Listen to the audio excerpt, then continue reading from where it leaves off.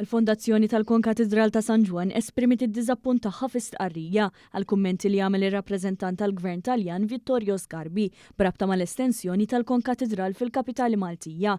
Il-Mużew tal-Konkatedral ta' San Ġwan se jinkludi 29 tapizzerija f'sala waħda u bekk se jkun elenkat mal-viżjoni li kellu oriġinarjament il-Gran Mastru Perellos meta ordna dawn l-arazzi.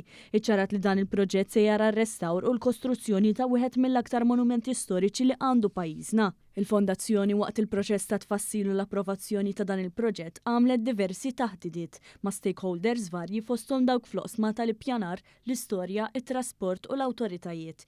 Il-permessi uffiċjali kienu suġġetti għal diversi skrutinji, anke minn espert inkarigat mill-UNESCO li propona xi ideat li ġew inkorporati wkoll f'dan il-proġett. Il-Fondazzjoni żdettajt li dak kollu li sar fuq l-istrutturi eżistenti sar b'kawtela u frott ta' ħafna riċerka.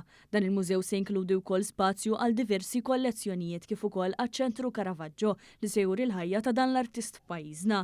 Il-proġett huwa maħsub ukoll biex itaffi l-influss tan-nies li ta' kuljum iżuru l-Konkatedral.